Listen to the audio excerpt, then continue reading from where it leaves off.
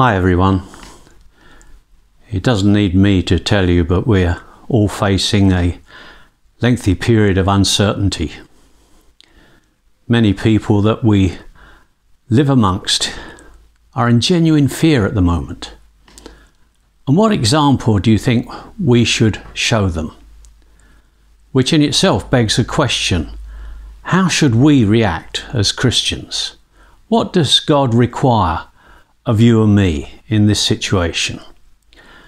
And when I was thinking about this, my mind immediately went to a passage in Micah, which is familiar to many of you, but I'll read it nevertheless. It's in Micah 6 verse 8.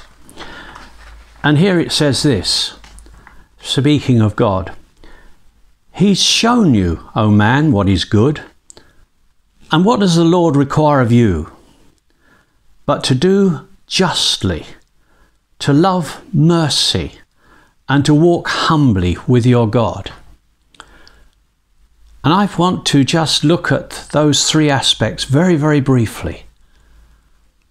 To do justly, to love mercy, and to walk humbly. Justly. You know, it's so important that we follow the advice that we've been given by the authorities.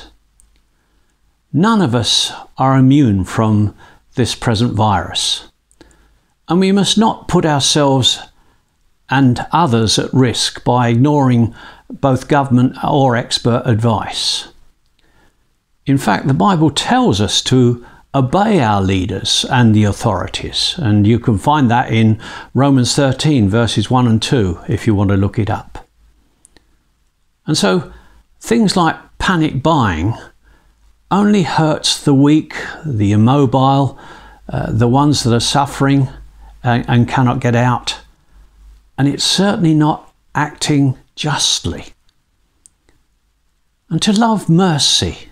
What is mercy? Mercy reflects love. Mercy brings out the best in a person. It's the opposite of bitterness and condemnation. So in the face of that, let's do what we can for one another. For even those in isolation can speak words of encouragement to one another. And if you want an exercise, look up in the Bible all those one another verses that you can find, and it will really surprise you. And to walk humbly. Now, in my opinion, the person that best reflects this quality better than anyone else I know is Mother Teresa. And she has a slogan written up on the wall of her children's home in Calcutta. And I've got it here. It's quite lengthy, but I've just picked one or two bits out from it, which I'll read to you. She says this: "People are often unreasonable, irrational, and self-centered. Forgive them anyway. If you are kind, people may accuse you of selfish, ulterior motives. Be kind anyway. The good you do today will often be forgotten, but do good anyway.